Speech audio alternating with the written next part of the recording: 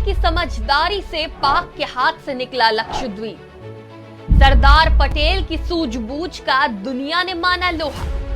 जिन्ना की चालाकी पटेल के सामने हुई ध्वस्त। आज भी सुरक्षा की दृष्टि से महत्वपूर्ण है लक्षद्वीप।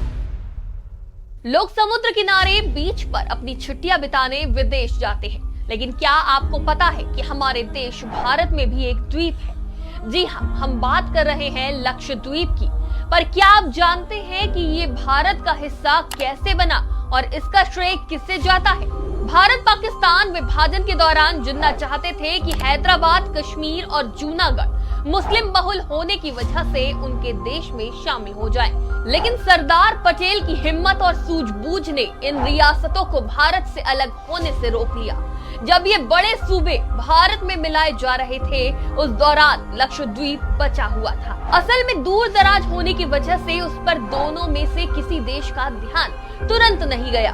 दोनों अपनी अपनी तरह से मेनलैंड रियासतों को अपने साथ जोड़ने की जद्दोजहद में लगे थे।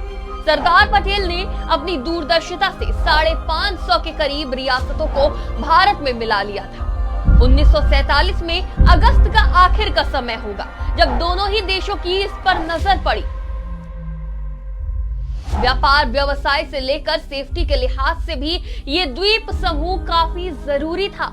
पाकिस्तान ने सोचा कि मुस्लिम मेजॉरिटी होने की वजह से क्यों ना लक्षद्वीप पर कब्जा कर लिया जाए। उसी समय सरदार पटेल का भी इस पर ध्यान गया। उन्होंने दक्षिणी रियासत के मुदालियर भाइयों से कहा कि वो सेना लेकर फटाफट लक्षद्वीप की ओर निकल जाए।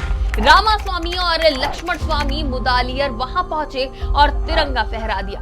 भारत के पहुंचने के कुछ देर बाद ही पाकिस्तानी युद्धपोत भी वहां पहुंचे, लेकिन भारतीय झंडे को फहरता देख वापस लौट गए। इस तरह से लक्का द्वीप, मिनिकॉय और अमीन द्वीप समूह भारत से जुड़ गए।